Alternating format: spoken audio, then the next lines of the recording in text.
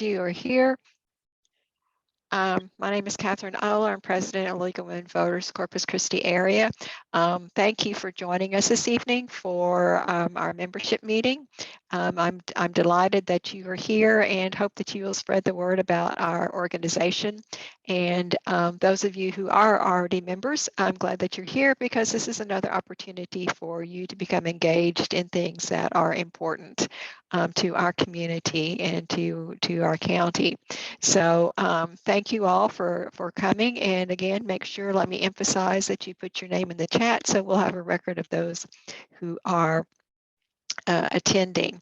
So at this point, I'd like to turn this program over to Julie Rogers, who is our Vice President for Program Study and Advocacy. And so Julie, take it away. All right. Thank you so much. Thank you, everyone. And thank you, Shirin, for waiting. You all will find out that she's a mother of 2 toddlers. So sometimes it's hard to wait and to even give all your time to this. So we really appreciate it. I want to introduce 2 things real quick, or a thing and a person, Shirin. Before we get started with Shirin, I just want to remind you all that this year, we're still devoting to reviewing our position statements, and we have one on a public transportation system, and that's published in our recent voter newsletter, which you should have also received in the email, and you can visit the Club Express for those positions. But briefly, it says, the League of Women Voters believes an accessible and transparent public transportation system is vitally necessary to promote economic growth and development, provide access to employment and community services, and enhance the quality of life for all citizens. And so that was last updated in 1985, and we ended up with the Metropolitan Transit Authority, which is great, but it doesn't mention bicycles, and I do believe that is a form of transportation. So I'd like for you all to listen to Shirin and think about that, and wonder if we need to update our transportation position statement to include bikes. All right, Shirin Delsooz, am I saying that correctly? I hope. Yes. I've heard her speak at the city council meetings, and that's what intrigued me, but also because she presents such great information that I thought we should share it with you all. Shirin is an advocate for protected bike paths in Corpus Christi for more than a year and a half. She is currently a stay-at-home mom to 2 toddlers. She hopes to be able to share the joy of safe cycling for them. With her work experience in online advertising and degree in communication studies, as well as life experience living in Montreal, where activism and protest were a regular part of daily life, she hopes to inspire positive change for everyday people. She regularly presents self-produced videos at public comments, like a Jon Stewart bit. Also, to advocate the cause, she has designed posters, made a website, and even t-shirts. Along the way, she has made new friends and allies who help grow the social media pages to over 300 local followers. iBikeCC has been featured in the local news twice already, and the petition has over 650 signatures. You are a great advocate. Thank you so much. We look forward to your information and to also learning how to be an advocate. I'm going to turn it over to you. Thank you. Thank you very much for the introduction. I have a presentation here. I hope everyone can see here. Let's play the slideshow. Okay, so I really want to start with the whole point of this is what I'm doing is I believe we need to advocate for protected bike paths as part of inclusive transportation for everybody, because as we know, there are a lot of people who can't drive for many reasons. So by the way, this is a protected bike path. This is one that was taken in Austin. So I'm trying to get some examples of that are close by. So this is in Austin as well, Austin. And you'll notice like a protected bike path is something like some sort of barrier that doesn't allow for cars to swerve onto the bike path. So that way cyclists can go as fast as they need to commute or for recreation or for health or whatever reason. This one, I took this picture. This is Montreal. I used to live in Montreal, and they have like over 600 miles of protected bike paths like this. nicely paved. This one I took in Corpus Christi. This is a picture I took in Corpus Christi. This is not a protected bike path. You'll see it's just paint, and cars can easily swerve and have easily swerved. People have died on a bike path like this. This is Staples and Saratoga. I took this picture. And you might have seen these weird green sidewalks on Corona. I took this picture, and you'll see not a lot. Actually, I personally never seen a cyclist on these because it wasn't really designed for the cyclists in mind. And by the way, I just want to mention, if anyone has any questions, because it's an hour-long presentation and it's hard to focus. So if you have something in your mind, a question or a comment, please let me know, so that way, you know, everyone can be engaged. So these bike paths, you'll see like this, it's like designed like a sidewalk, you know, with these concrete gaps. This is not really feasible for bikes when they're going fast and they have to swerve onto a shared ramp with pedestrians. So that's not good if you want to go fast, or if you have a bike trailer like me. I have a trailer with my kid on it, and like to swerve like this every time, every block, it's like the trailer could hit this. And actually one time it did, and the kid could fall like with a trailer. So it's kind of like awkward. So this was not made for the cyclist in mind.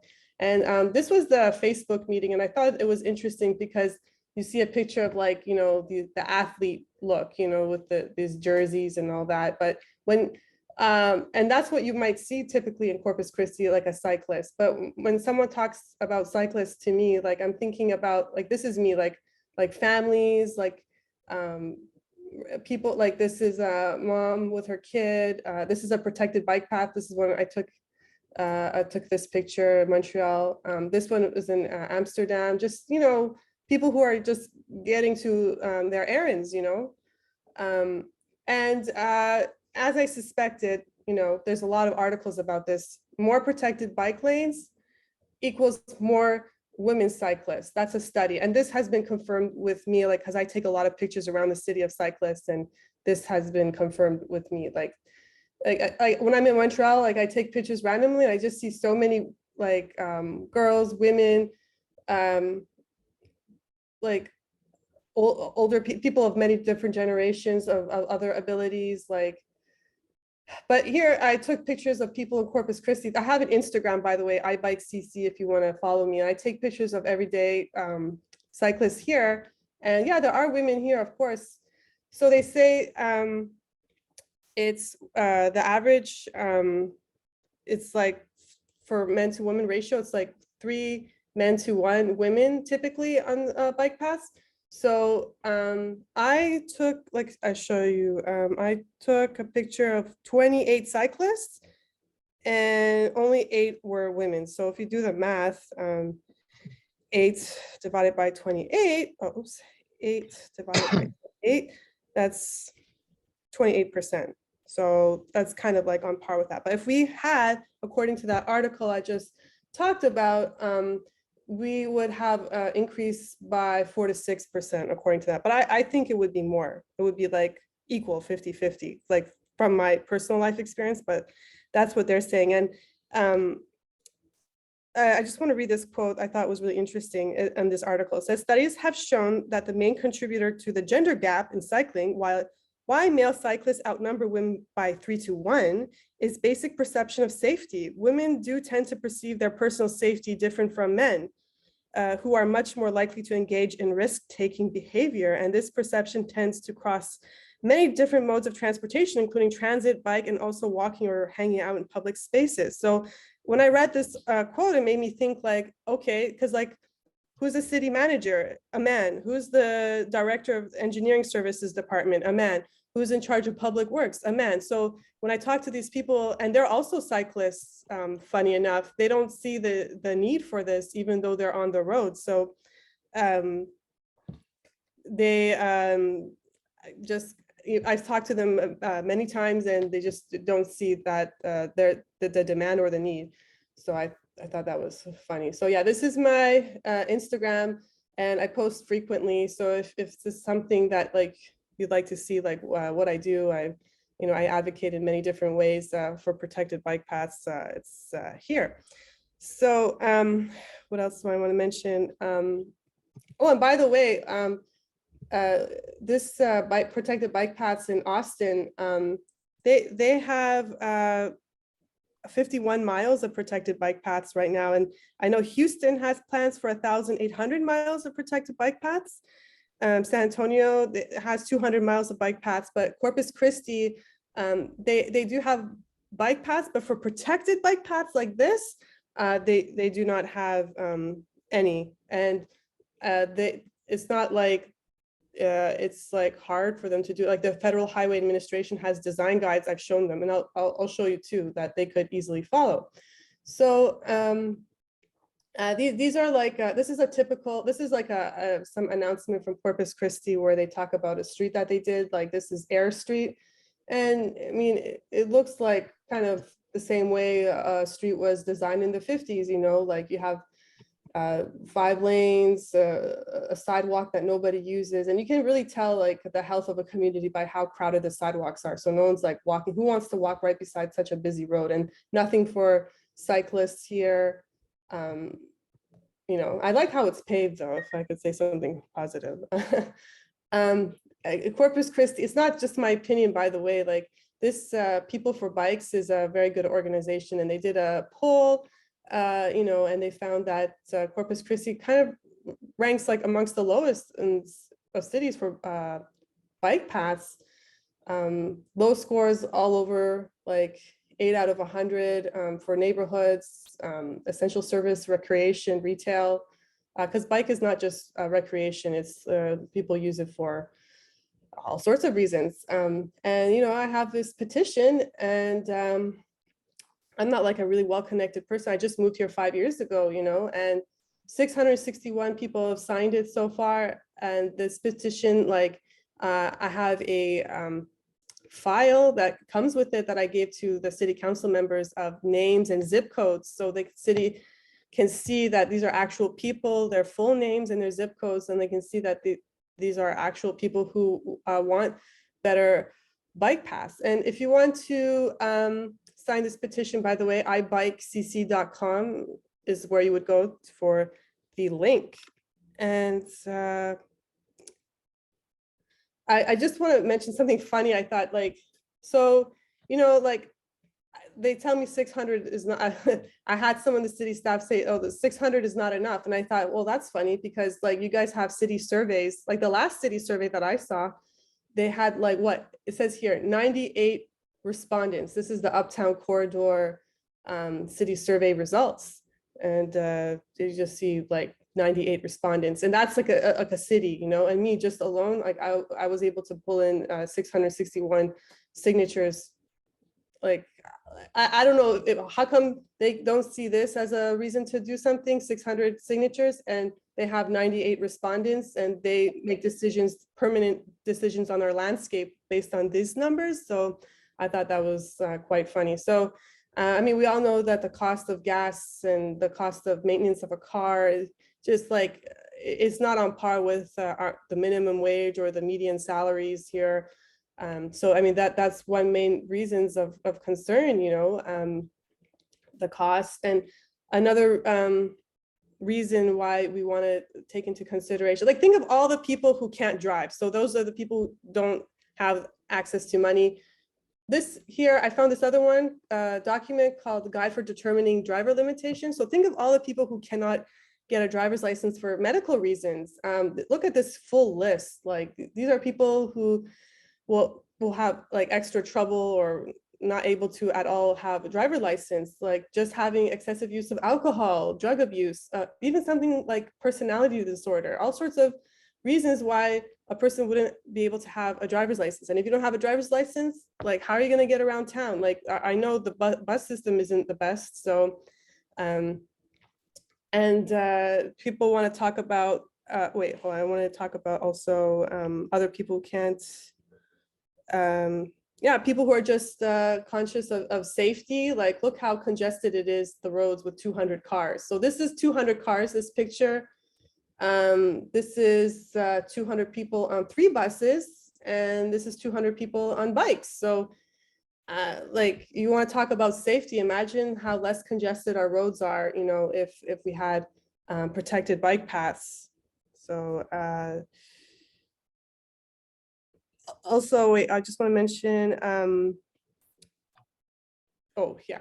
So like the city, like I like that they have a perception like that people have probably like, oh yeah, we do lots for cyclists. Like these racks in front of the bus, like allow for cyclists to put their bikes on so they can, it can help them get to where they need. That's nice, but I don't know if that's enough. And here I try to really bring into perspective with two major locations here in Corpus Christi. You have the mall, Palmera Mall, to HEB Plus. So if someone were to drive between these two locations, it's 8 minutes. Okay, so that's if you have a car. But if you don't have a car and you to walk to between these two locations, that's, according to Google Maps, that's 47 minutes. And if you were to bike, it's 14 minutes. So it's really fast with a bike, like just a 6-minute difference with a car. So I thought that was pretty interesting.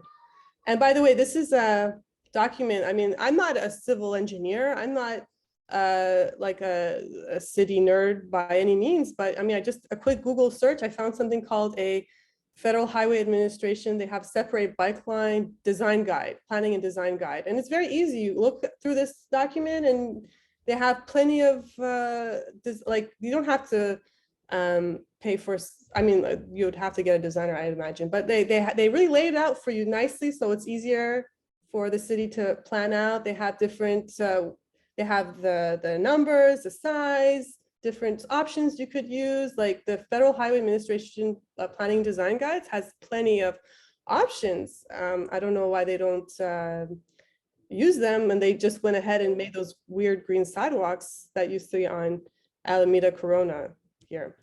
But I just want to mention that, you know, after all of this advocating and all of this pushing, I've been doing public comments for a year now, and like I just produced these videos, and I really tried to make it as obvious, and you know, for this need for protected bike paths, you know, and but the change didn't happen with a petition. It didn't happen with 2 times in the media. It didn't happen with other people's public comments, other friends that I made that made public comments. The change happened when I went to a budget input session meeting.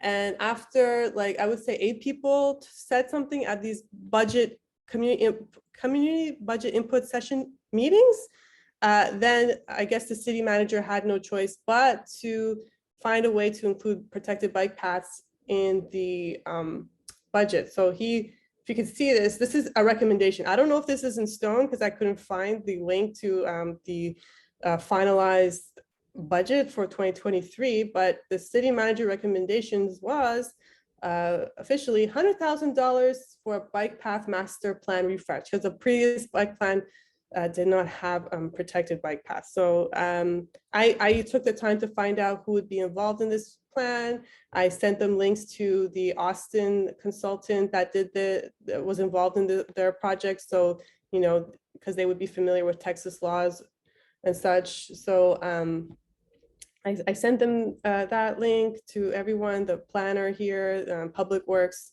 So hopefully they will do something about that. I mean, that the $100,000 isn't just like paper. Like, how will it get to stone?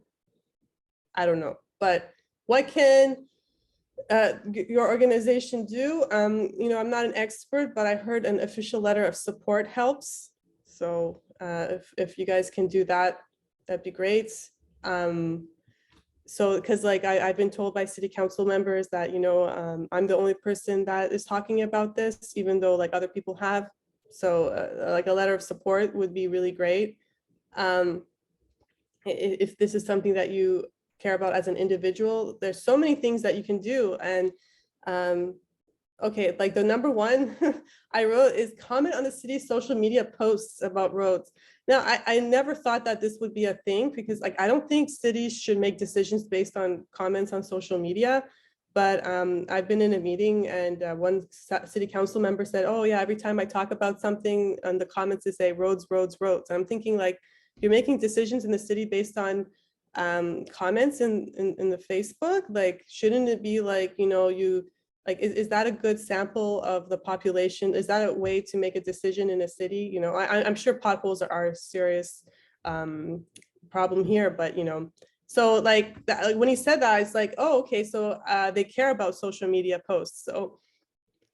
So I said, okay, well then I'll tell people to comment on your social media, so that way maybe that will make you take it seriously. But if you write just, oh, make bike paths, like people are just gonna like dislike or put laugh icon, whatever, on your reaction to your post. So if you actually put a picture of a protected bike path, which I typically do, I have it saved on my phone here. This is really good. Like, just say, oh, you know, like I really wish that you put protected bike paths like this in the city. And I just put a picture like that in the city's comments whenever it's something relevant to roads or something, you know, like you want to talk about helping people.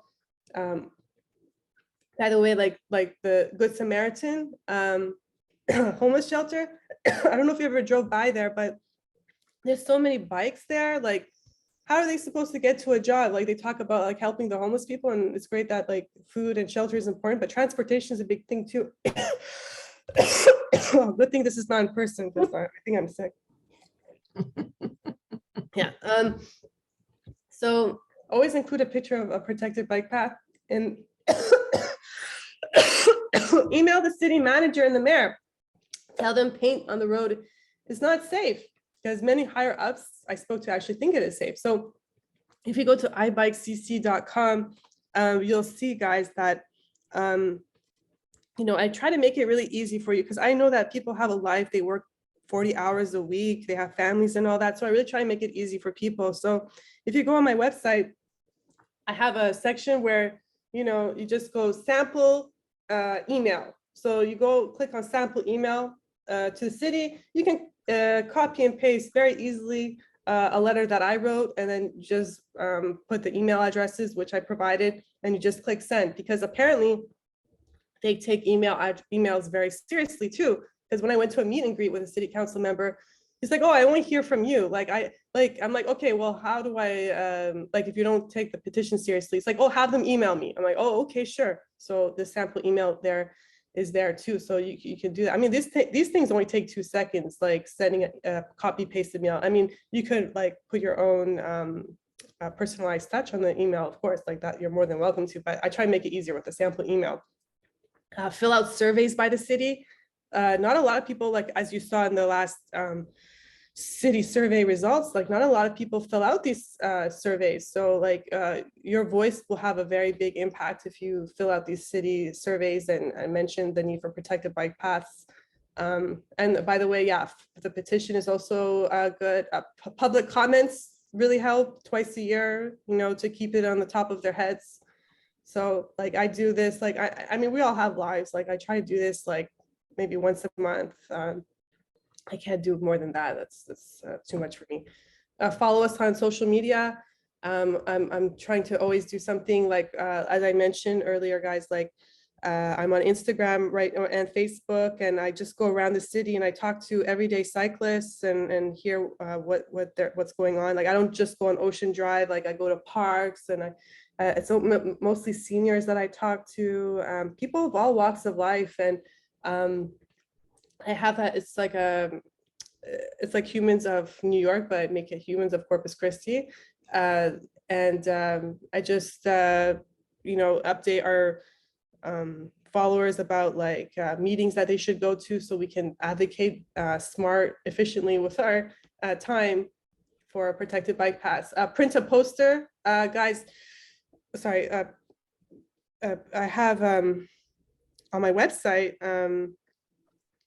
a PDF, very easy. Just go on my website, on our website here, news, and I provide print the poster very easily. You can just go here and download the PDF, and you can print the poster. And if there's a bulletin board, you know, at your job, or if you go to church or something, they have bulletin boards. I've been putting posters everywhere. You know, I go to Cookie and Crumb, really great cafe, by the way, cookie shop, amazing. I went to a Half Price bookstore. I put a poster there.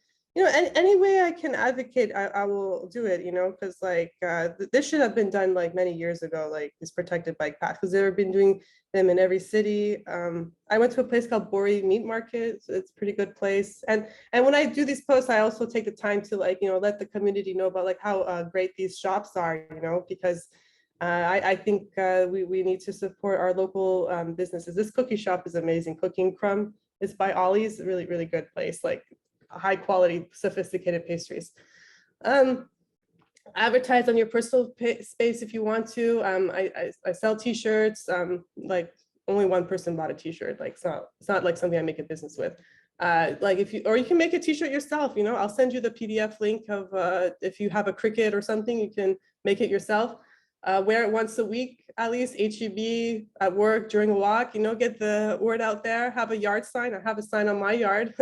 Talk to your friends, coworkers about it. You could donate if you want, go for a bike ride, advertise demand to the public, show up to the next budget input session meeting, because apparently they take that seriously, like what people say. So in 2023, look out for that, you know, have your say where you want your tax dollars to go to, and vote for bike-friendly and competent candidates. I'm still like learning about who the candidates are. It's hard for me to endorse them. So right now I'm just keeping an open space. I let every single candidate know, like they can submit a picture of themselves. It could be on a bike, it could be outdoors, and they can talk about what they plan to do for protected bike paths. And lastly, support women-owned bike shops. Well, my friend, she has a bike shop. It's just like for indoor cycling, but you know, she wants to make a nice community for people who want to cycle too. Like you can fix your bike there. It's in a downtown, you know, if you want to make your downtown, like, you know, support the businesses there, that's one place. It's on People Street downtown. So let me see what else I wanted to mention, but yeah, again, like in closing, like protected bike paths, yeah, they're $100,000 a mile. It's not cheap to make, but I mean, it's infrastructure. I mean, think of all the people who don't have access to cars, the low income people, the people who, the seniors, the teenager trying to get to a job, person who just wants to protect the environment, the person who doesn't want to support foreign oil, fossil fuels, the person who, the mother who stay-at-home mom like me, who just wants to like be able to take her kids somewhere without driving. Like car culture, you know, I'm not saying no to cars entirely, and just saying like, can we have a few miles in this city for that's safe for cycling, not just paint on the road, you know. 2 or 3 miles. Ocean Drive would have been a great place. Like Conquer the Coast, Peter Zanoni said, he actually said 60% of Conquer the Coast, which is like over 1,000 people, I believe, are from out of town. So wow, all these people coming all the way from out of town, coming all the way to Corpus Christi just so they can cycle by the ocean. And you tell me, and they want to run the city like a business, and they don't see the business opportunity there. Like if you just made that whole Ocean Drive like safe with a protected bike path, people could enjoy the ocean, tourists can enjoy it, and it could be a touristic attraction. So many reasons why a person would want to have protected bike paths. I mean, transportation, that's like how it's like the engine of the economy. You want to get people to places. Think of all the people who are sitting at home who choose just to stay at home because they don't have money for gas. You know, they just, they can only afford gas just to get to work, and they don't want to spend gas on, I don't know, going to a cafe, meeting a friend or something, you know? So, I mean, there's just so many reasons why you would want a protected bike path. I heard a statistic for every mile of protected bike paths you make, that's like 11 jobs, local jobs. And I send them these articles. These are not gossip news articles. These are legitimate academic articles with good data, and you know, still, like, it's like I'm talking to a brick wall. Like, no matter how much facts I give them, no matter how much I show the evidence, like 1 in 3 Americans own a bike, you know, like I see all these garages with bikes in it. Okay, can there be one place in Corpus Christi where we can enjoy riding our bikes? Like, think of the, you guys have a dog park for dogs. You guys have, now they want to make golf cart lanes for golf cart users in one of those golf places here, disc golf, that sport that they play. They have a park for that in West Goose. I mean, it's good to do things that are for the community. I mean, this city is 300,000 population here. Like, why can't we have something for cyclists? 1 in 3 cyclists in a city of 300,000 people, that's like 100,000 people who own a bike. Why can't we have one protected bike path a few miles that we can enjoy, maybe by the ocean, maybe between 2 major amenities in the city, somewhere, you know, like when you want to fix the roads, like should just be considered as infrastructure. So I think that's I guess I was planning on having like people ask questions like or about funding or something or anything like. Does anyone have any comments or kind of on the fence? Because I know this is for some reason a very controversial topic. This is something that a lot of people might not like because I don't know why. Because they like their space, their pickup trucks, or, you know, I have nothing against that. But I mean, we should share the road. So if there's anyone on the fence about it or they have something to say about it, I would really like to hear from you. Okay. I think everybody, that was awesome. Thank you so Okay. much. Yeah, I think a lot of people need to just hear exactly what we just heard because we need education. So we appreciate it very much. We have some comments or questions in the chat. Oh, I didn't see. Oh, I'm so sorry. No, I think it's fine. And then I think that if people want to raise their hand, Anel, did you want to say something? You usually coordinate this very well. Yes, I was just put in chat that if Sharon, would you quit sharing your screen, then we can get the members on the screen. And if they have a question, they can just go ahead and raise their hand. You can use the raise hand function in reactions or just raise your hand on the screen. And I see that Catherine has her hand raised. Catherine? Thank you, Shirin. Thank you so much for your presentation. That's very, very important.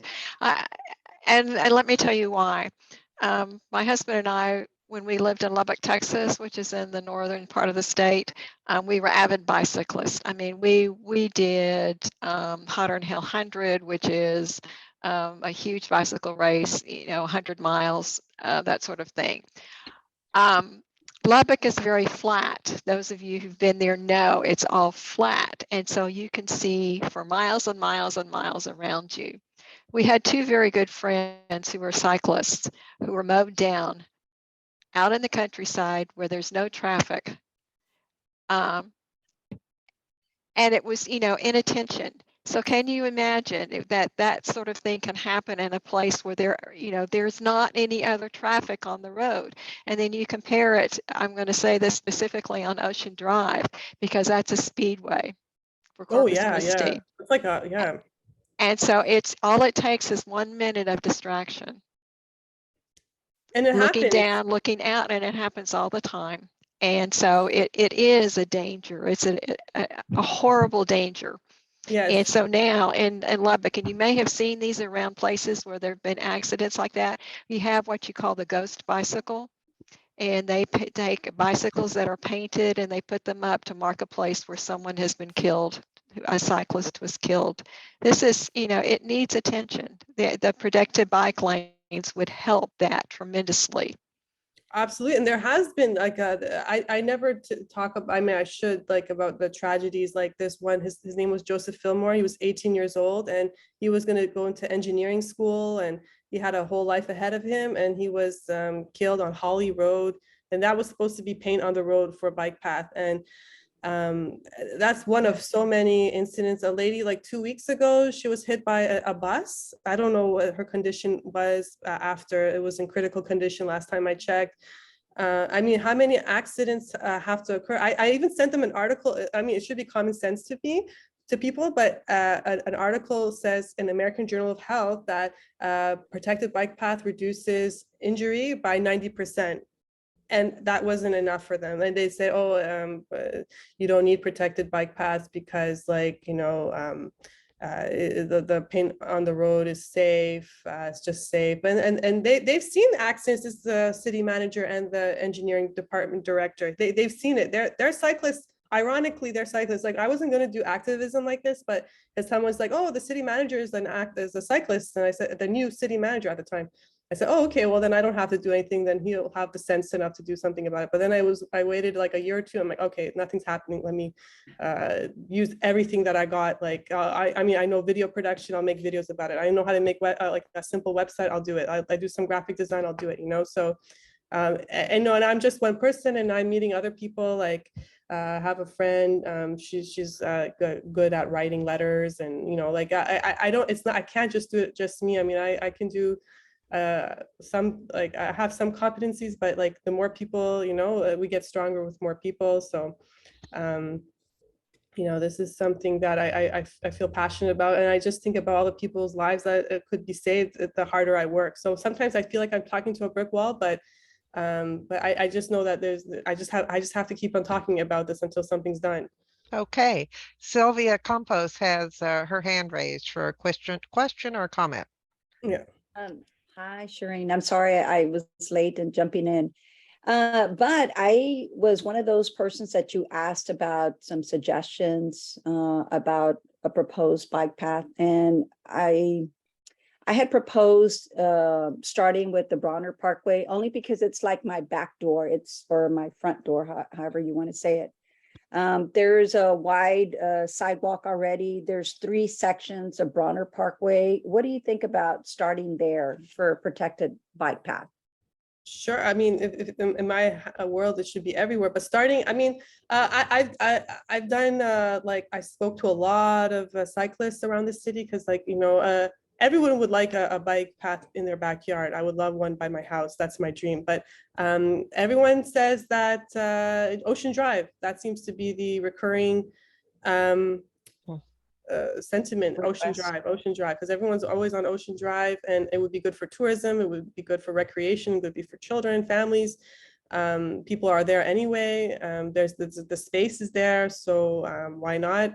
Eventually, it should be like between amenities. Yeah, Bronner Parkway. Like, I used to ride my bike there to Natural Grocers when I still live in that area. So yeah, I mean, it shouldn't be my decision. It should be like a decision the community comes to. I'm just saying, start somewhere and start where the demand is the most. And they hire these consultants that do all these research, and they engage with the community. And so, but like, I imagine Ocean Drive would be the first place to do it, and those places like Bronner Parkway. And so yeah, and I've been asking candidates, like, you know, just speak to our followers. We have 300 followers, you know, like say, hey, I'd like to advocate for protected bike paths while I'm in city council, you know.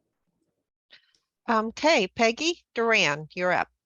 Yeah, this is wonderful, Shirin. I was at city council the day that you phoned in when you had your baby on your lap. Oh.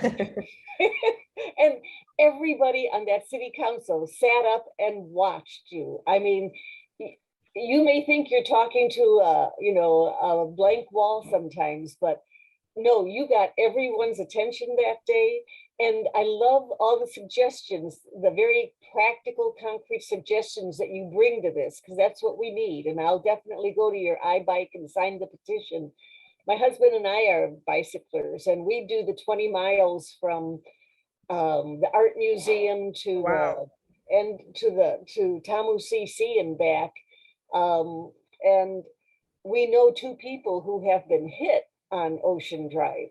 And so it's, you know, what you're saying, it just makes perfect sense. And at first, when I heard the $100,000 per mile, I thought, ouch, you know, because that's hard to get people to commit that kind of money. Yes. And so that's something we need to look at. But I like your idea again of saying, hey, it's part of infrastructure.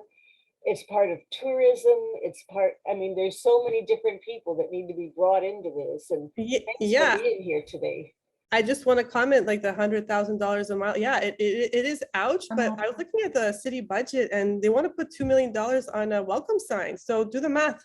If it's $100,000, what can you do with $2 million if you were to put that money in a protected bike path? That's a few miles of protected bike path on Ocean Drive.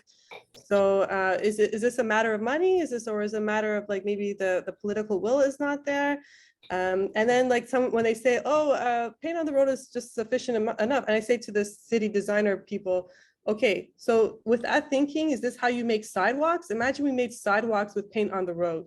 Obviously, no one's going to walk on those roads. So how's that different for bikes? So, I mean, all the cities are doing it. This isn't unique to, I don't know. I mean, as the cities around us are doing it all around the world, Mexico City, up in Canada, Europe, you know. When I spoke to the engineer department, he's like, oh, Corpus Christi is an old city. I'm like, okay, Europe is ancient and they're having protected bike paths there.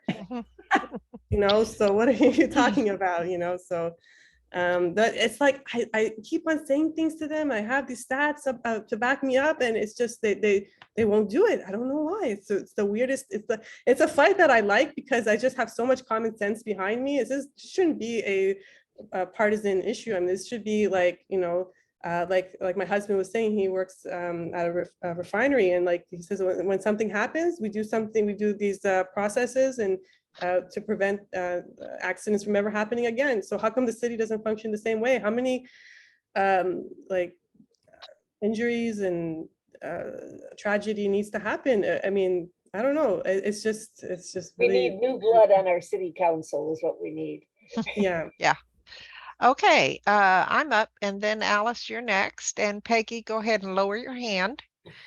And my question, is we had at our last meeting, we had the tourism director for the city of Corpus Christi.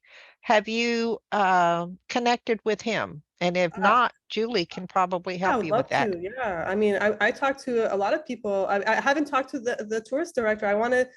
My goal is to talk to different organizations like yours. I spoke to the disability committee, and because like I said, there's so many people who can't get a driver's license for physical and mental reasons. So like those people are left out of the transportation equation, you know? So there's that angle, the tourism angle, like look at Conquer the Coast, 600 people from out of town are coming here just to be by the ocean. Imagine if 600 people came every weekend. Can you do the math of how many hotels and local restaurants will get money with this many tourists? So like if you want to run your city like a business, I mean, we should have made this yesterday. So on Ocean Drive especially.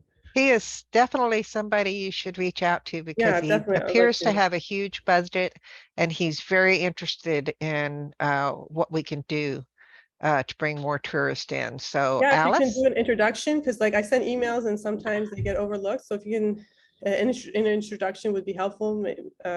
You know, I'd really appreciate that. You know, I'd love to give a custom presentation to show the tourism demand and how it would help. And there's so many articles about how it boosts tourism. Cycling tourism is a big thing. People travel, like I'm planning on traveling somewhere because of bike paths. You know, people just love to, it's a great way to take in the sights. Like when you're driving, it's too fast. When you're walking, it's too slow. Cycling, you get to go to the shops, you get to go everywhere. So, you know, it's a thing. So that's something that they need to capitalize on. And the mayor is saying we were trying to be a sporty city. Okay, well, there's a good place to start, you know.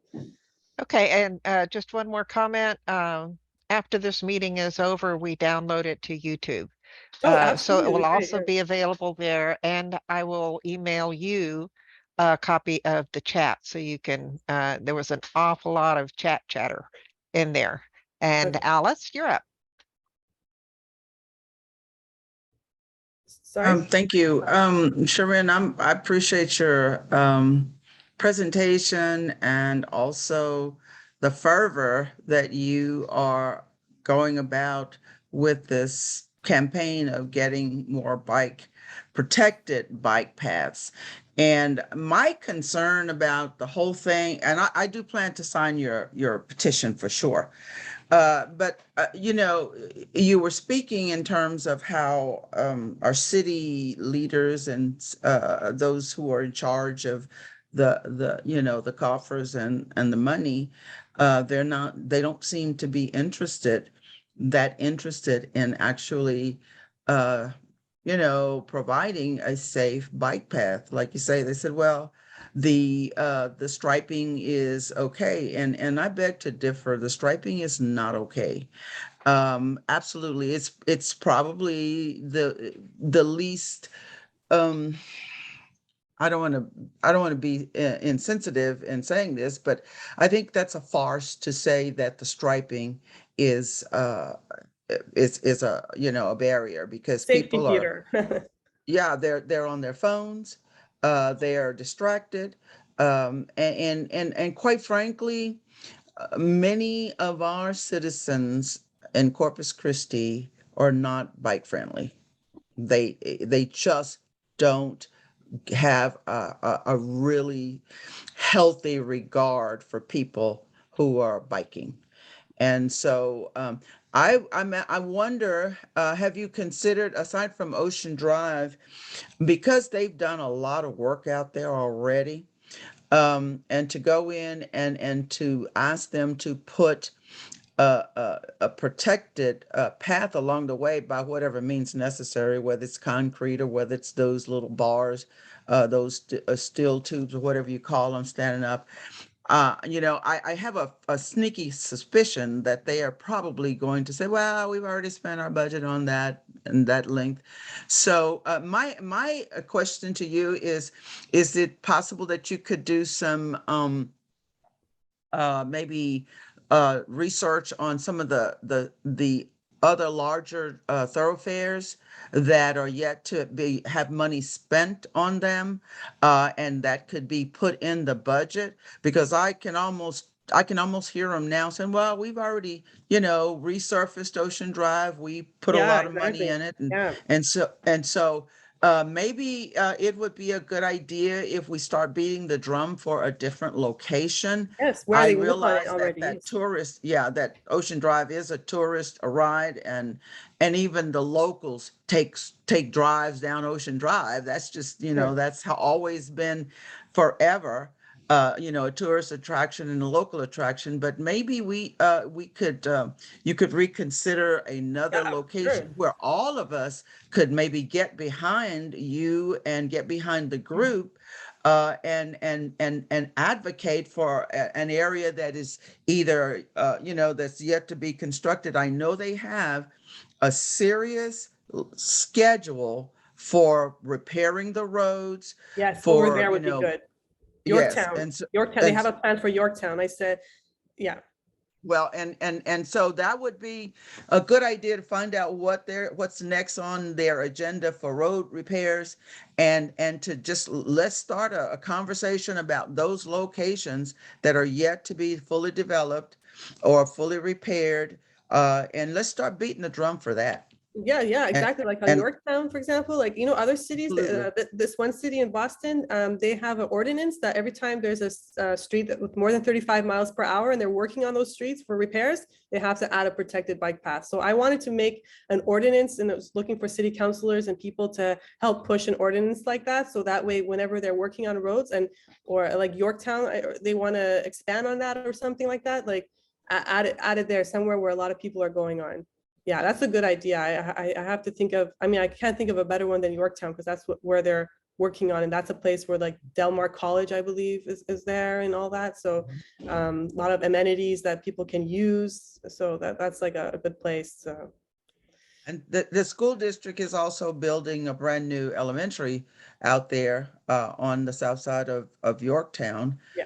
Not far from Yorktown. And so I think that there is going to be, there is a lot of building out there, development, housing development, new houses going up every day. It's like blowing up out there. So I would really think in terms of moving further south with trying to get this idea of the protected. I love the protected thing, because it just scares me to death sometimes when I'm driving down some of these roads and we don't have bike lanes, and people sometimes make their own lanes. Yeah. And so it really can become very dangerous. And that's my concern. I've had a friend to die on Ocean Drive from being struck by a hit and run. And so that concerns me greatly about people's lives being protected while they're on their bikes. Yes. Okie dokie. Sally is up next. Let's lower your hand. I am. Okay. Can you hear me? Mhm.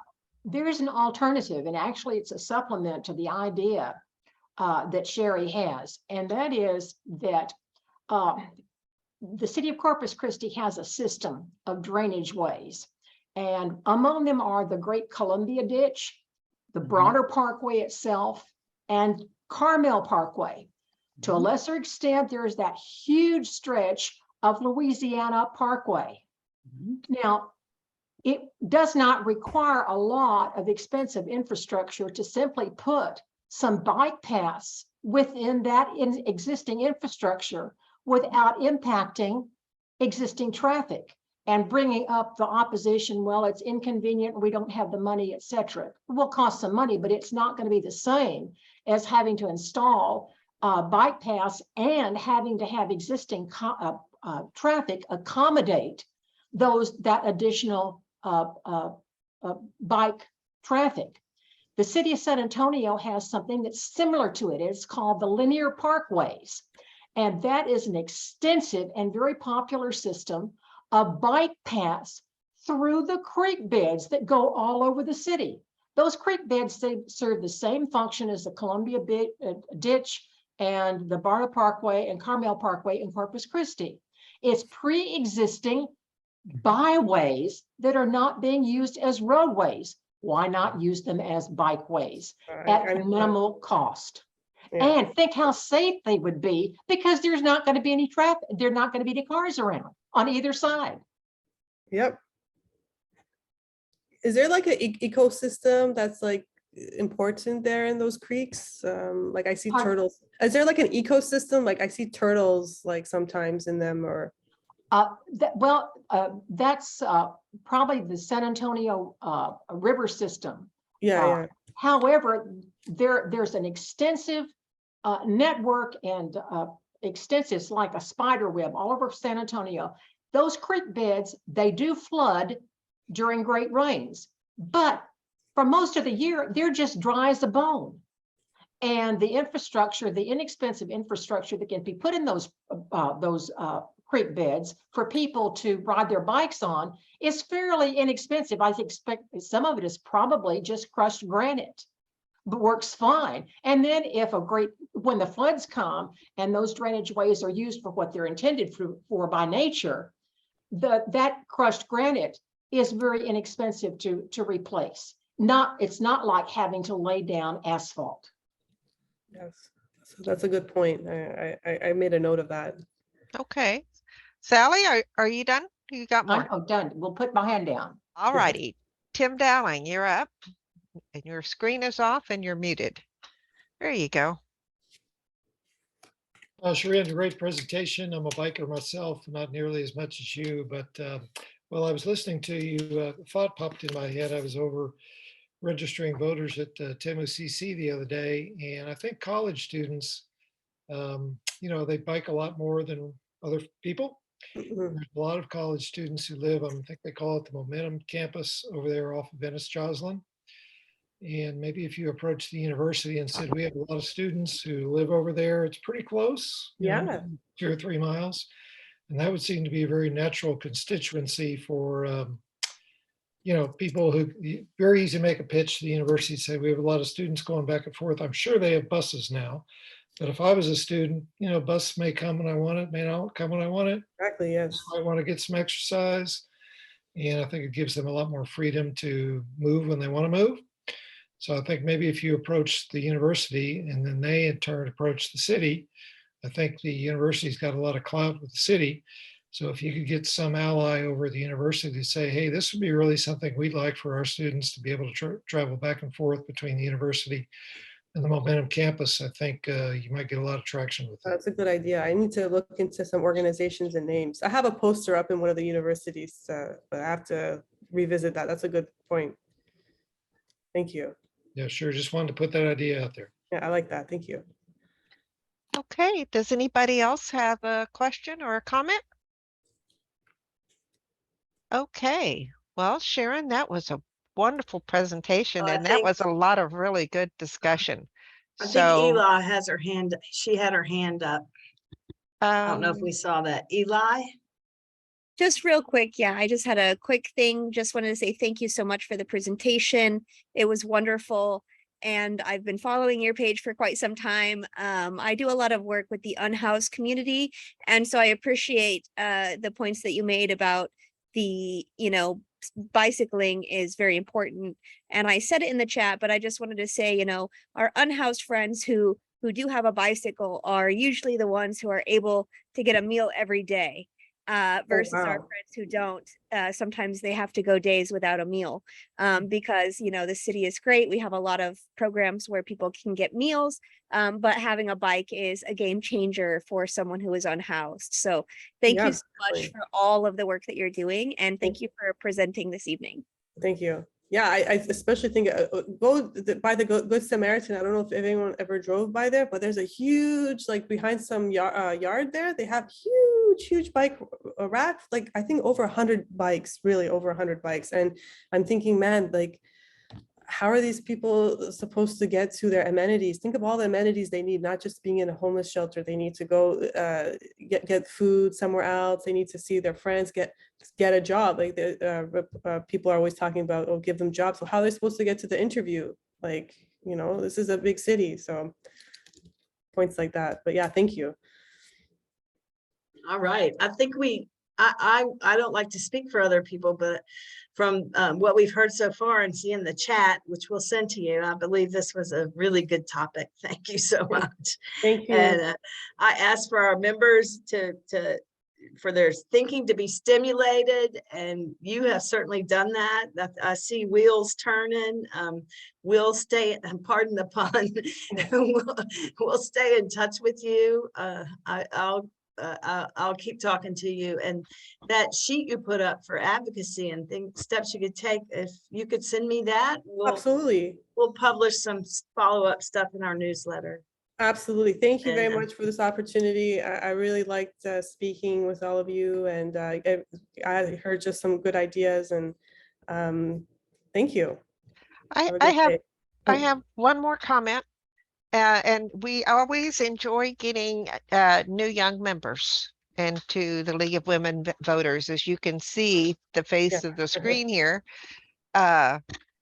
Anyway, just throwing it out there. If you would like to join us, feel free to come onto our website and do so. We would love to have you. I'd love to, especially as the kids get older, I get some more time. Definitely, I want to get more involved in as I've been doing this advocacy, I've been learning a lot about like how the workings of the city is. So it's something I definitely want to be more involved with. So there's other things I want to push for, like our recycling program isn't good. And, it's just so many things like the city needs to fix. So now that I know a lot about how the city works, like it's something I want to get more involved in, and talking to people like you who are passionate about doing good in the community would be something I definitely would consider. Yes.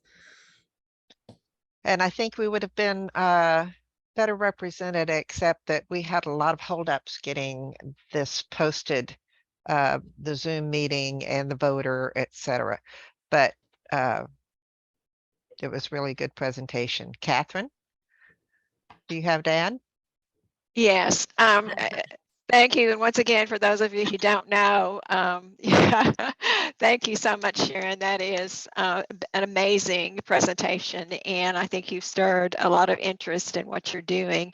And there are also a lot of good ideas of what we could be doing. And so that's what we always look for. How can we engage in things that are going to help our community? And I think what you've done is remarkable. And commendable. And so we hope to, as you've heard, many of us will be signing up to your petition to make things happen. And so I think a very positive outcome for you, I hope, in terms of we're a very willing audience to hear what you have to say. So thank you again very much for being here. Typically what we do now, we have a short membership meeting afterwards. And so we invite you to stay for that if you want to learn a little more about this, Shirin, or if you need your family calls you at this time of day, we would understand if you logged out. But again, many thanks to you. Thank you. And keep us posted. And I'm sure that you'll have, as I say,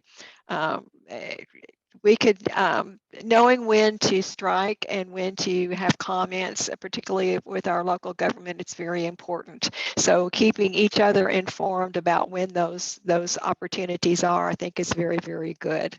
So don't, if there's something coming up that we've missed or we don't know, please bring it to our attention, because I'm sure that we have people who are ready to go out and advocate.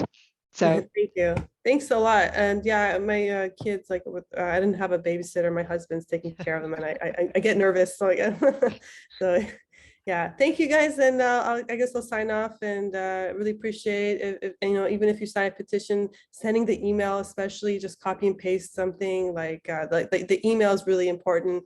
The petition helps, but I think the email is really, really important. And I'll just send you the list of other ways you can advocate if you have like a few seconds of your time to spare. But thanks again. Have a good day. Well, thank you, Shirin. You too. Bye-bye.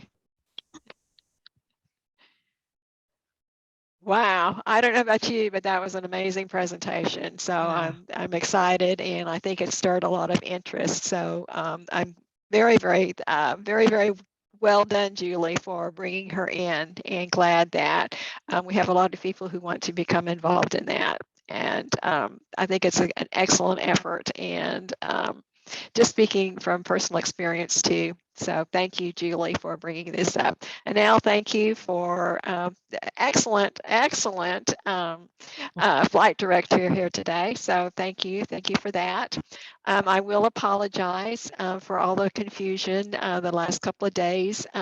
We were working on a tight schedule to get the voter out and making changes. It's one of those times when we had plenty of changes to make, and then things beholden, and I will name names here, Spectrum cut us off for some unknown reason. And it was a painful day to get everything back in order so that we had internet.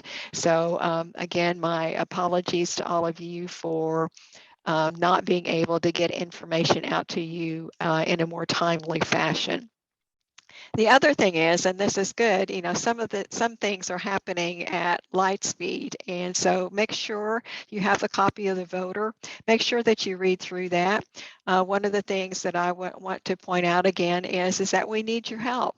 If you're not already actively engaged in what we're doing, particularly now during this election season, raise your hand, call one of us, any of us, and let's get involved here.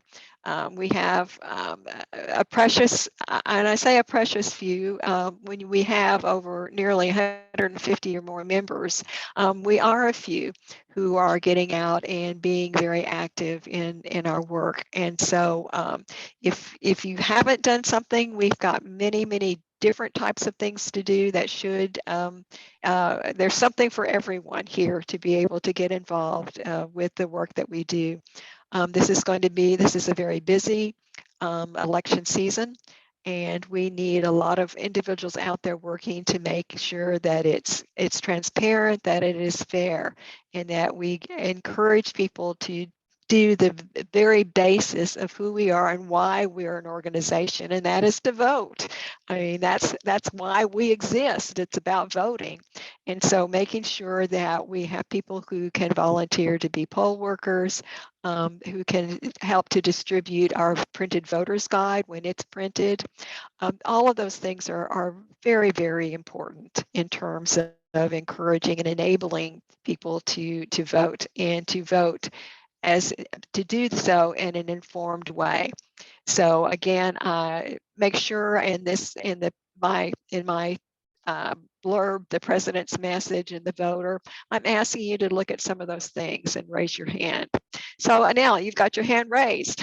I do. And then I think Tim has one after me.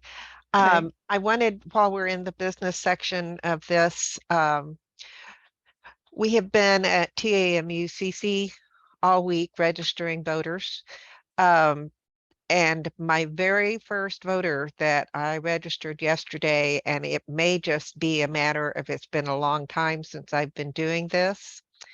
I did not see that she did not check that she's a US citizen.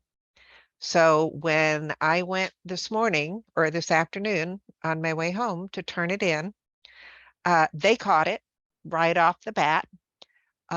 They put, a big asterisk by there and said, well, she's going to be rejected. And my heart just went to my stomach. And I said, oh, well, can I have it back so that I can call her because we're going to be there another day and she can stop back by the union. They would not let me have the form back, and they would not let me get my phone number.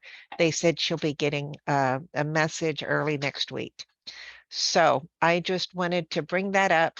So a cautionary tale to everyone. So when you say she's getting the message, then that she would be able to register again. Is that correct? Is that what you're saying? She will get a letter, and I Okay. asked how long it would take for her to get the letter, since time is running short, and they said it should be the first part of next week. Okay.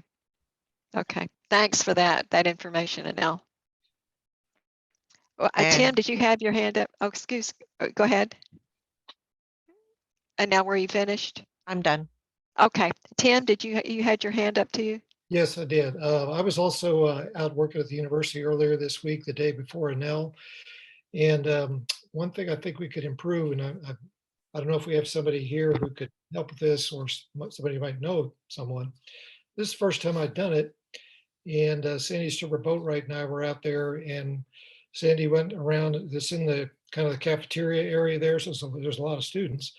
So Sandy went around and talked to some students while I was manning the table. Then we shifted. So she was at the table and I was walking around. And then somebody from the university came by and said, oh, you can't go out. You can't leave the table. You can't go talk to the students yourself. Okay. So our activity dropped quite a bit. But if I was a 18, 19, 20-year-old student and I just saw what we had, which says League of Women Voters, and two people sitting behind a table, nothing told me, come over here to register to vote. So I have a poster board that's 2 by 3, nice white poster board that we could put in a chair or make visible somehow there and other locations. But I don't have any stencils or letters that could be put up there and look real nice. If anybody on the call does, or if you know somebody who does, let me know. And I will get the poster board to them. And I think our next event, I believe, is Tuesday at the university and at the courthouse. And if I can get somebody to do it, I'll just do it by hand, but it's not going to look real good. But it'll Okay. get the messages across. There are 2 table stands that I had in my possession and didn't realize it until I started getting my stuff back together, that say register to vote here, and they stand up. They're not very large, but they stand up and you can put them on either end of the table. And then I also just recently received a vote 411 with the QR code on it. It's very large, it's very bright, and you can lay that out on the table. And if someone says, yes, I've registered to vote, and you ask them, well, do you know about vote 411, and get them to just whip their phone out and take a picture of that QR card, but you'll see it. Those 2 things are now in the bag, or those, the table signs and that bright poster are both on the in the bag now. So that should be helpful. Anel, how big is the table sign? Yeah, there's one day coming up, Tim, where we're at 5 different schools at that PTA night, where we're going to need more signage. So if somebody can, I'm not an artist either. So if there's somebody who knows how to make these signs or has something from the league that we could put on the poster board and have for the extra tables, since we're going to be at 5 different schools that night, it really would be appreciated, because it helps to have something that says League of Women Voters, register to vote here. They're very simple signs. They're probably about 8 inches wide by about 5 inches, would you say, Peggy? And Yeah. they just have a simple, almost triangle taped to the back. And that's what makes it stand up. So if you have poster board, that might be also a good use for them, is to make more of those signs that can be put on when we're in different locations. Yeah, I was trying to get something that some, like if I was a student over there and I was across the room, I probably wouldn't see what you saw, what you did. But if you had a 2 foot by 3 foot poster board, they'll see that. I have a banner that just says register to vote, that ABBA, the rug man, I know him from many, many years. He donated that banner. It's a pretty large banner. I don't know, but then it would require, it would require you to hang it either on the table or hang it behind you. But that's all it says, register to vote. So y'all can have that one.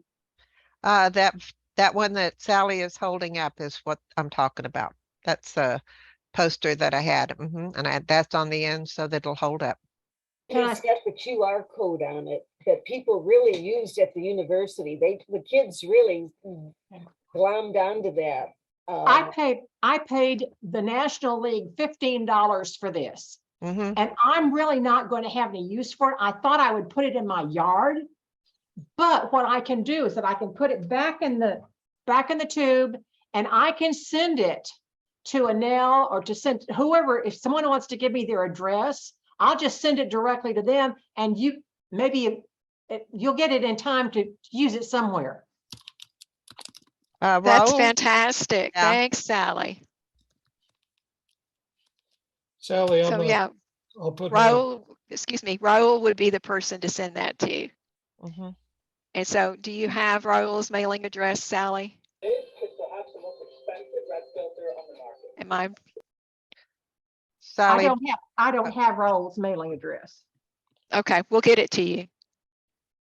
Yeah, Sally, one thing I discovered about our new Club Express website that we're all getting used to, it's very nice because if you go on it, you can just look up a member and it's going to have the contact info on there. Because I didn't have a list the other day. I'm like, oh no, I can't find this person. But then I remembered maybe the website, and it was so easy. So we can certainly send you Raul's address, but if you go on there, it'll have this search. You could do a member and it'll give all their contact information. And that's an exciting thing for us to all know. It also would be nice to insert your pictures, ladies and men. So that we all kind of recognize each other on that Club Express. Not too many of us put our pictures in there. I will send Raul an email giving my heads up to look for it. That's great, Sally. Thank you. Sally, I just put in the chat Raul's cell phone number that I talked to him about earlier today. So if you look in there, there's that number. Thank you. I'll write it down now. Okay. Someone else had their hand up. Not seeing it. Eli, there you are, Eli. Yeah, I just wanted to interject on some things because I want y'all to understand, like, the access issue that you're having on campus is an issue that every organization has. The red tape is real, and being unable to walk around campus with a clipboard and ask people if they're wanting to register to vote is an issue that every single organization has. One thing that I hope will bring you solace is that, being that I am involved with the league as well as the other organizations doing voter registration, I'm working to ensure that we have people on campus registering voters throughout the day without oversaturation, which means I'm having people on campus at times different than when the league is there. So that is something to hopefully give people a sense of calm and knowing that there's people out there doing the work all over the place, all over this county. So that's mainly what I wanted to say. Just, y'all are doing wonderful work. You're registering voters that need to register, and regardless of anything, stay positive and be proud of yourselves for the work that you're doing. I also wanted to note that I do have some skills in regard to poster making, marketing, things of that nature. I just need to know what the rules are with the league. If we have a certain brand kit and things of that nature, I would like to know with other organizations that I've worked with, when you create documents, they have to look a certain way and use certain colors and fonts and things of that nature. So I just need to know that for the league, and I will go to town and make sure that we have whatever we need in this area. So just please communicate to me what is needed. And if Catherine or Julie or anyone can give me some insight as far as our brand kit, I would appreciate that. And I will drop my contact information in the chat as well. Fantastic, Eli. Yes, that'll be easy to do. There's a lot out there, both from LWV US, but also LWV Texas. And so those are things, yeah, we'll get you connected with those things. They're really very, very good. Thank you. Thank you very much. All right, any other questions? Do you mean for this topic or for the For whole this meeting? topic, just for this Okay. topic. And so then, okay.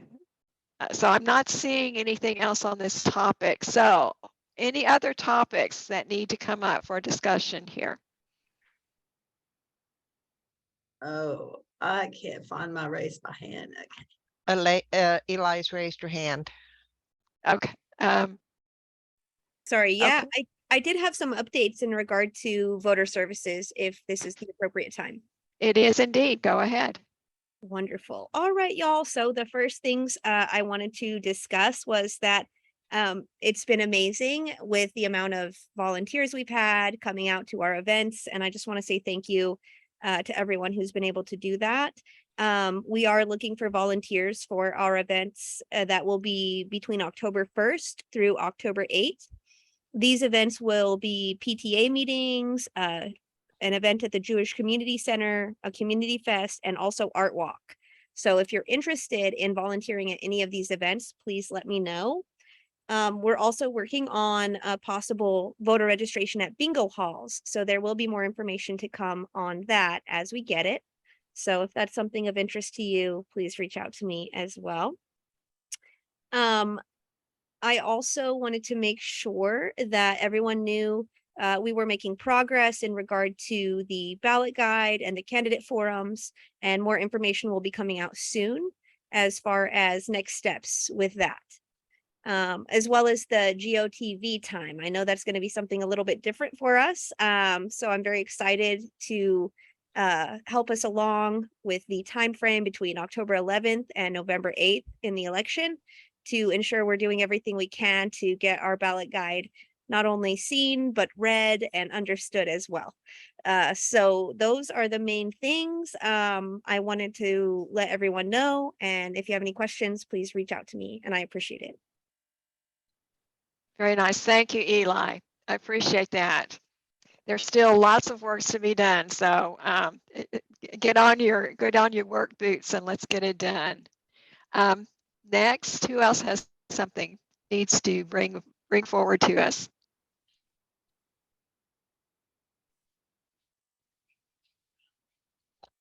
I don't see anybody.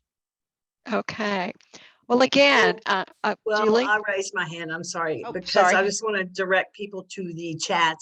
I dropped in 2 calendar dates. One is very imminent. That's September the 24th. That's the last day of Banned Book Week. And so we're going to do a readout. That is a long time tradition. I'm going to call 1982 long time. That's when they started it. And so folks bring something from a banned book, a passage, share it with other people, read it out loud, and explain why you chose it if you're up for that. Or you could say, why you believe censorship undermines democracy. Explain that to folks. And then I see Linda Snyder has dropped a date in the calendar, so she might want to speak to that in just a moment. And Catherine, you have some great news about October 20th and the next, which would be the next membership meeting. And I dropped that in the chat. Do you want to let folks know about that? Yeah, I do. I'm just going to say really quickly, Linda, if you would share that information with Debbie Noble about getting what you put in the chat about October 23rd to 29th is National Lead Poisoning Prevention Week. So if you would send that information to Debbie so that we can get that out, that would be a good thing. Thanks for bringing that up. I wasn't aware of those dates, so that's good to know. Yeah, this kind of all it's been one of those crazy weeks. What can I say? So we were approached by Corpus Christi ISD about doing a presentation on their bond election that was coming up. And she said, the person with whom I spoke said, well, we did that for the league whenever years ago. And so I thought, okay, well, this is good. You know, we really want to do this. But, I asked her, was this just for the league? And so it turns out that I was able to say, well, why don't we do have an evening for all of the issues, the measures that are going to be on the ballot. And so what has happened is that we have reserved our October meeting date, which is October the 20th from 6 to 8 p.m. at the Del Mar Small Business Development Center, and in their room 106. The league has met there many times, but now they've transformed it to their Board of Regents meeting place, but they are opening it up to us. And we are going to be sending out an announcement to this effect.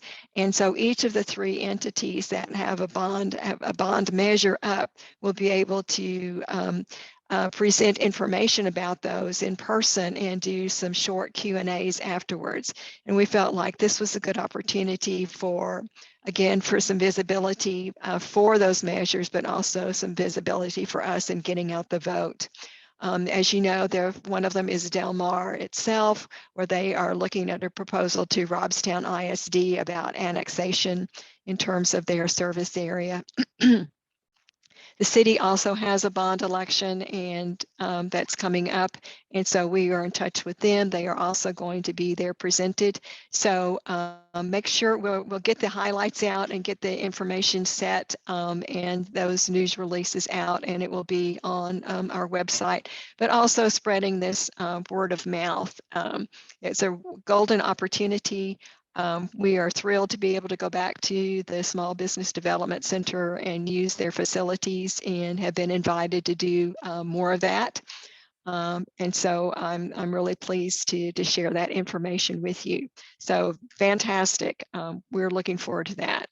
And Eli says again, yeah, just to make sure that you see it in the chat about VDR certification. There's a class coming up, and so she's put the link in the chat. So make sure you see that if you're not already signed up. And as they're saying, I want to encourage you, like I do, a broken record, but maybe not. I know all of us who are here are involved, but let's try to involve others in our work, people who may need a little guidance and may need a little nudge to understand what the work of the league is. And sometimes it's having a buddy or a partner can help bring more people in to do the work of the league. So keep that in mind as we move forward. Julie, what else do you have? I think you have something in there about books. Yeah, I mentioned that. I think it's good. And the good thing is, I tell you what, every issue of The Voter is absolutely amazing. And this one is too, Chris Garcia. Thank you so much. She published that. And then something I'm trying to get used to, it's up on the Club Express calendar. If we can start going to that, I know it's going to help me a lot. But it's just, building that habit, because it's something new to us. So that's listed on the Club Express calendar. Check it out. And that's about it. I think we're all doing a great job. I thank you all so much for joining us. And in the chat, I did put a shout out to Tim Dowling, as he is doing a fine job with the media. So I have one question in chat. This is from Linda Snyder. Will the Del Mar meeting also be Zoomed as well? We hope so. We hope so. The details are still in the making. Yeah, So good suggestion. we just got back in the room. Thank you, Catherine. She made that happen. And we're gonna do a walkthrough like next week and just kind of go see exactly what happened since we haven't been in there. There's some big table. Yeah, it's different. I actually dropped by, and there's been a lot of big changes. So we find out what the lay of the land is now. So I think that's important. So if there's nothing else, then I want to say thank you all. And and I will mention that Tim is, as Julie says in the chat, that Tim is doing a marvelous job about talking to the media and arranging for opportunities for us to speak about what's happening. And so, Tim, thank you so much. Hope there's going to be more of that in the next several weeks, and we appreciate that you're reaching out. So thank you for that.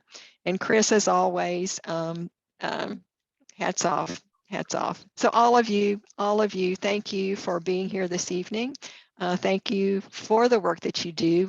We wouldn't be where we are now if it weren't for you precious few for right now, but we want to grow that precious few. So be sure invite a league member to do something with you.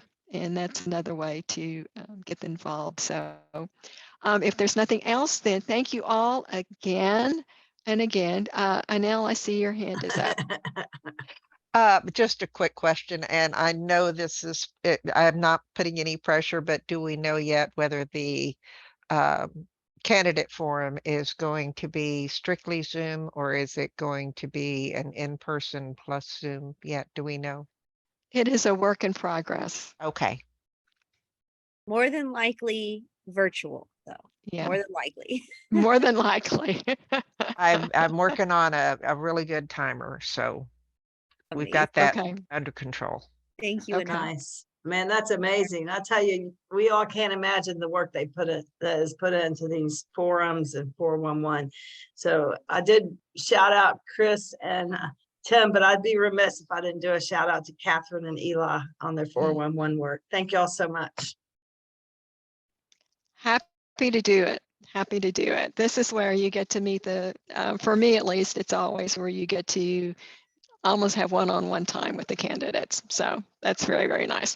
Well, if nothing else, my husband is anxiously waiting to get to the football game.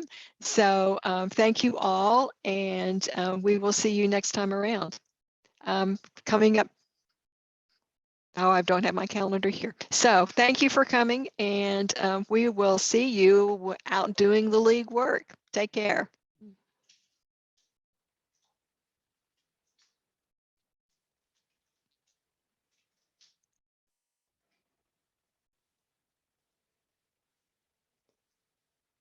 Okie dokie.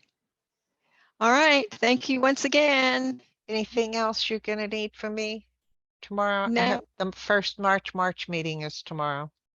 So, okay. Okay. But at that, my anniversary, 38 years. But well, congratulations. I wish you told me earlier. I have nothing going on. So. Okay. All right. Well, I just need to, I'm out emailing the invitations, and so I have to finish that. Okay. And caught I can't believe a couple of races that I didn't have in there. I had in there, but didn't have in there at the place where I thought they were. So anyway, it's all going to work out. Okay. So anyway,